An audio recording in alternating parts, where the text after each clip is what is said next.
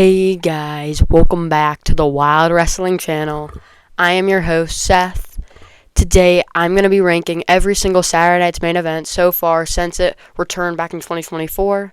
So let's hop right into the video. Play the intro.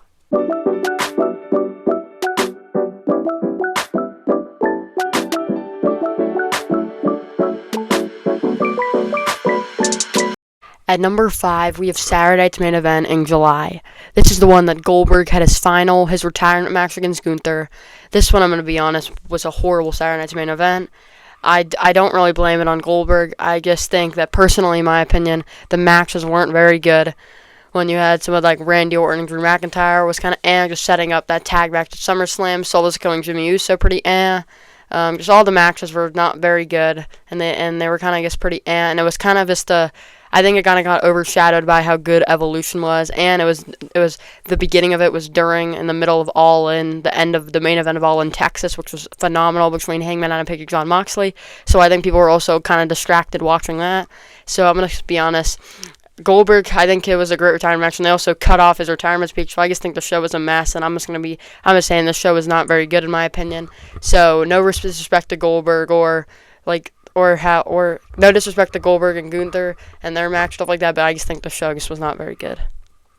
Now, at number 4, it gets really tough because I'm pretty sure that all the other 5 Saturday Night's main events, in my opinion, have been pretty good, but I'm going to give it to the November 1st one. This is so tough. I was really stuck on a bunch, but the November 1st one is so good. I think the main event between Punk and Jay is a super good match, but nothing else really intrigues me about it.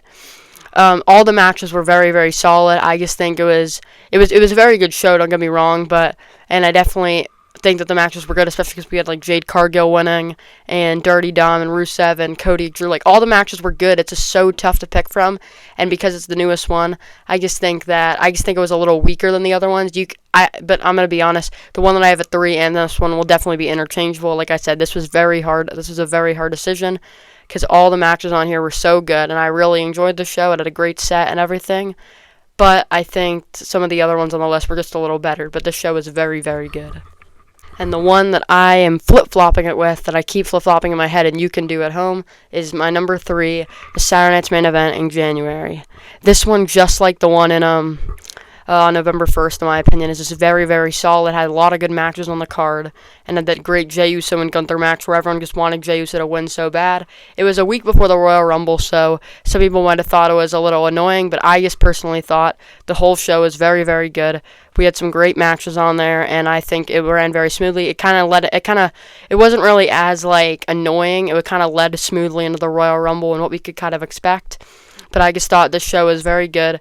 It had a lot of nice stuff on it, and like I said, I think it helped lead into the Royal Rumble very solidly. With like stuff like the contract signing between Cody and Kevin, that just helped kind of lead into Royal Rumble. So, but I think, like I said, the one on November and January are very interchangeable in my opinion. They both have very, very good matches. So you guys would have to let me know what you think in the comments. But I'm putting the January one at number 3. At number 2, we have Saturday Night's main event in Tampa in May.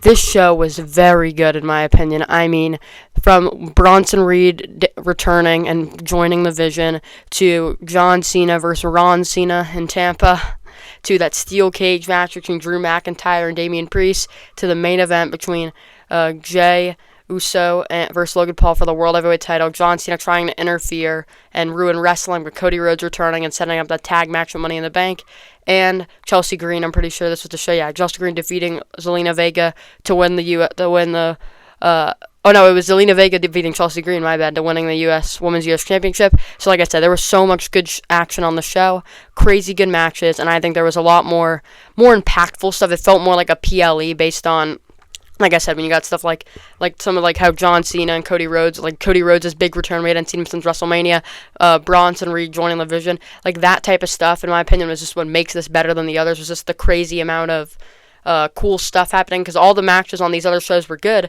but this one has had great matches and more impactful moments, so I'm going to have to give the one in Tampa at number 2. And number 1, the first ever Saturday Night's main event after they reinvented it and made it happen again in New York in December of 2024. This show was so action-packed and had so many great matches, just like all the other shows. But this one is really important because without this show, none of the other ones would have happened.